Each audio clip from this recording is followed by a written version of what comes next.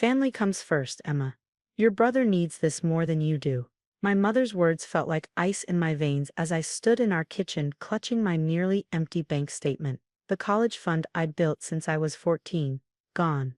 All $48,000 of it transferred to my brother Kevin's account 3 days ago. My name is Emma Chen. And at 22 I was watching my dreams of medical school evaporate because my golden child brother had gotten himself into trouble again. The worst part.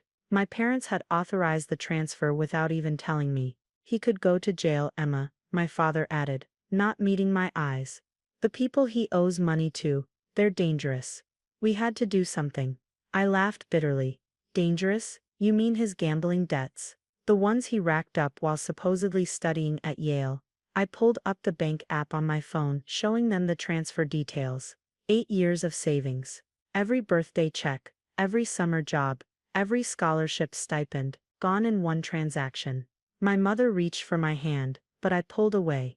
Kevin made a mistake, but he's family. He promised to pay it back once he gets back on his feet. Just like he promised to pay back the car they bought him last year, or the rent for his luxury apartment, or the business loan for his failed startup. Kevin was 25, hadn't finished college, and had never held a job for more than 3 months. But in my parents' eyes, he could do no wrong. I start medical school in 4 months. I said, my voice shaking. That money was my living expenses. My books, my. You can take out loans, my father interrupted. You're good with money. Kevin isn't built for that kind of stress. Not built for stress. The words echoed in my head as I remembered all the nights I'd worked double shifts at the campus coffee shop while maintaining my 4.0 GPA. All the weekends I'd spent tutoring instead of partying. All because I was good with money and responsible. My phone buzzed, a text from Kevin. Thanks for the help, sis. Promise I'll make it up to you. Dinner's on me when I'm back in town. I showed the text to my parents. Did you tell him you took my money, or did you let him think I offered? Their silence was answer enough. That evening, I drove to the local branch of Pioneer Bank, determined to at least close my account. I couldn't trust my parents not to pull this again. Couldn't risk them accessing any future savings. Mrs. Martinez, the bank manager who'd known me since I opened my first account, took one look at my face and ushered me into her office. Emma, honey, are you okay? I tried to call you when I saw the transfer, but it was already processed. I blinked back, tears. You tried to call me, she nodded, pulling up something on her computer. There were irregularities in the transaction, things that didn't add up. She turned the screen toward me. Your parents had joint access because you opened the account as a minor, but look at this. The document she showed me made my blood run cold. It wasn't just my college fund they'd transferred. There were smaller transfers too, going back months. 20 here, 50 there, always under the reporting threshold. That's not all, Mrs. Martinez said quietly. The account they transferred your money to, it's not your brother's. It's registered to a private LLC in the Cayman Islands. My hands started shaking. What are you saying? She leaned forward, her voice dropping to a whisper. Emma, I've been doing this job for 20 years. I know money laundering when I see it. Your brother's gambling debts might be real, but that's not where your money went. I felt the room spin slightly. Then where? I think Mrs. Martinez said, sliding a business card across her desk. You need to talk to my friend at the FBI's Financial Crimes Unit. Something much bigger is going on here, and you might be the key to uncovering it all. I stared at the card, my mind racing. My perfect family, my successful father, my devoted mother, what were they really involved in? And how many other family emergencies had been covers for something darker? What should I do? I asked, my voice barely audible. Mrs. Martinez's expression was grim. Go home. Act normal. Don't let them know you know anything. I'm going to help you set up a new account at a different bank, one they can't access. And then, she tapped the FBI agent's card. You're going to make a very important phone call. As I drove home that night, my father called. Emma, honey, we're having a family dinner tomorrow. Kevin's coming home. He wants to thank you properly for your help. I swallowed hard, thinking of the FBI card in my purse. Of course, Dad, wouldn't miss it for anything. The next evening, I sat at our family's dining room table, watching my mother fuss over Kevin like he was still a child. He'd arrived an hour late, sporting a new designer watch and that familiar charming smile that had gotten him out of trouble his entire life. "Emma," he embraced me with theatrical enthusiasm. "My favorite sister. You're literally a lifesaver, you know that." I forced a smile, thinking about Mrs. Martinez's revelations. "Right? The gambling debts." Something flickered in his eyes. Confusion, before he quickly recovered. "Yeah, exactly. Dark times, but I'm turning things around now. Actually, I've got some exciting business opportunities lined up."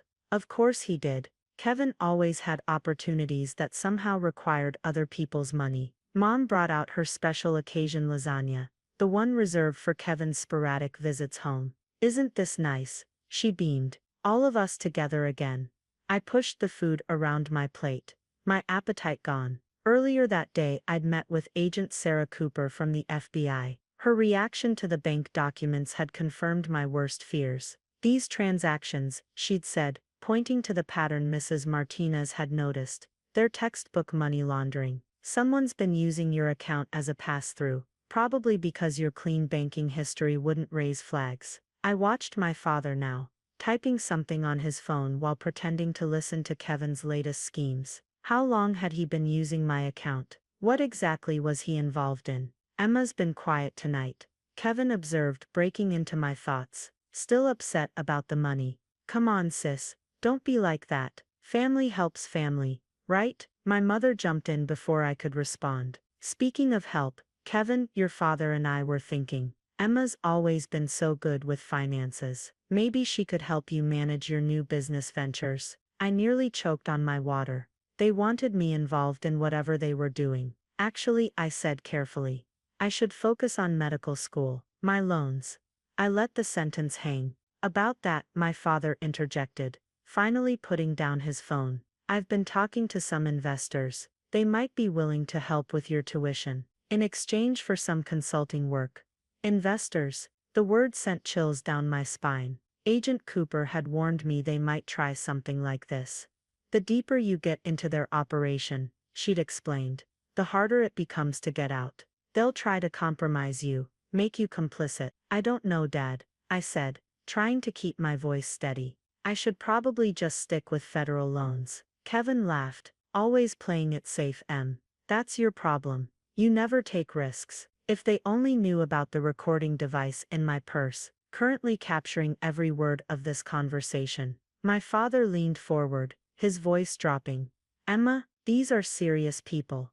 Very successful. They could open doors for you that most students can only dream of. Like they opened doors for Kevin." The words slipped out before I could stop them. The temperature in the room seemed to drop. Kevin's smile disappeared. My mother's fork clattered against her plate. "That's not fair," Mom started, but my father cut her off. "Your brother's situation is complex, but he's handling it. And these people I mentioned, they're different, professional. They understand the value of discretion."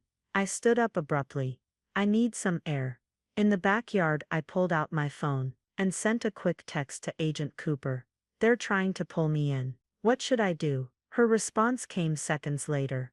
"Keep playing along. We're close to connecting all the dots." Through the kitchen window I could see my family in what appeared to be an intense discussion. Kevin gesturing animatedly, my father shaking his head, my mother wringing her hands. My phone buzzed again. Mrs. Martinez this time. More transfers came through today.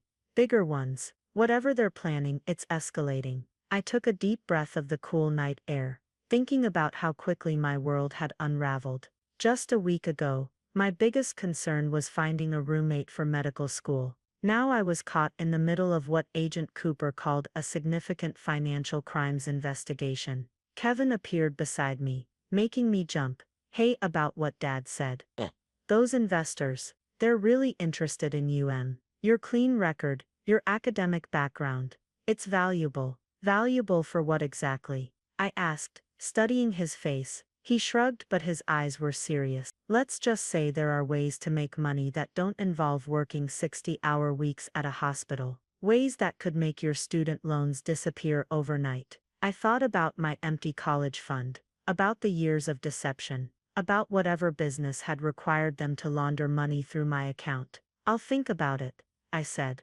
Kevin grinned and hugged me. That's my sister. Trust me, you won't regret this. As I watched him walk back inside, Agent Cooper's words echoed in my mind. Remember, the deeper you go, the more evidence we can gather. But also, the more dangerous it becomes. The next morning, over breakfast, my father laid out their proposal. His voice was casual, as if he were discussing weekend plans, rather than what I now knew to be a criminal enterprise. It's simple, really, he explained, sliding a folder across the table. We just need you to process some transactions through your new medical practice once you're licensed. Small amounts, nothing suspicious. Inside the folder were documents for what appeared to be a shell corporation, already registered in my name. My hands trembled as I realized they'd been planning this for months, perhaps years. My medical career was never meant to be just about helping people. It was meant to provide cover for whatever they were really doing. What about my college fund? I asked, keeping my voice steady. Was that a test, to see if I'd stay quiet? Kevin laughed from his spot by the coffee maker. Come on, Em. You passed with flying colors. Most people would have raised hell. But you understood it was for family. No, I thought. I understood I was being recorded by the FBI. My mother touched my hand. Sweetheart, we always knew you were special, different from other kids. You understand responsibility, discretion. The perfect front, I muttered. What was that? My father asked sharply.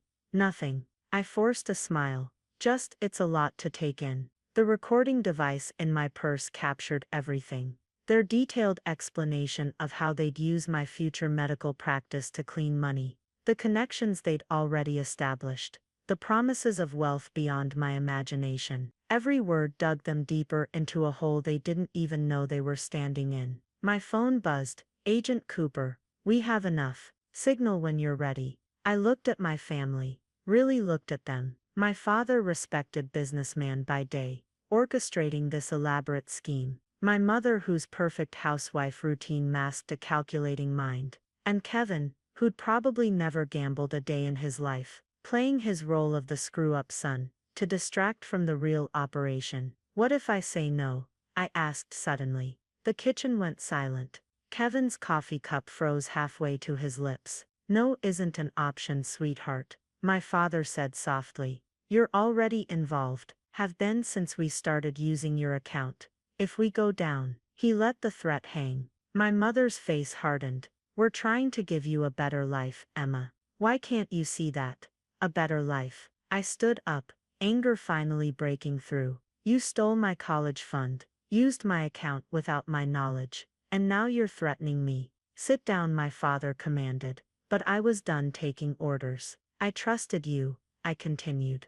All those years working part-time jobs, saving every penny, thinking you were proud of me for being responsible. But you were just waiting, weren't you? Waiting until you could use me. Kevin moved to block the doorway. You're being dramatic, Em. This is business. Family business. I pulled out my phone, watching their faces. No, this is fraud, money laundering, and probably a dozen other crimes I don't even know about. My father stood slowly.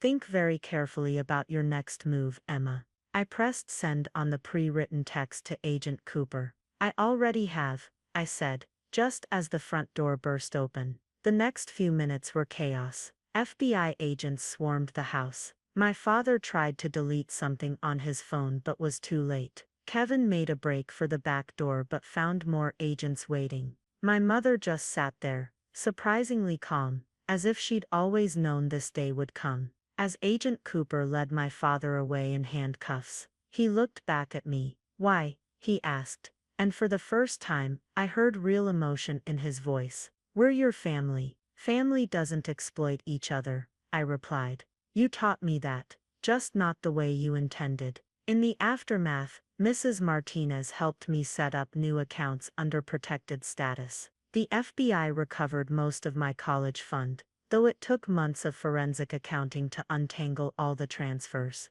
Medical school started in the fall, funded by legitimate loans, and what remained of my savings. Sometimes I wonder if my classmates can see it on my face. The weight of sending your entire family to federal prison. But then I remember the alternative, the life they had planned for me, and I know I made the right choice. Kevin got 5 years for his role in the scheme. My parents got longer sentences, given their leadership roles. My mother still writes sometimes, saying she forgives me, as if I'm the one who needs forgiveness. Last week, I received a letter from my father. Inside was a news clipping about my white coat ceremony, which the prison had allowed him to keep. On it he'd written 3 words. You were stronger. Maybe he finally understood.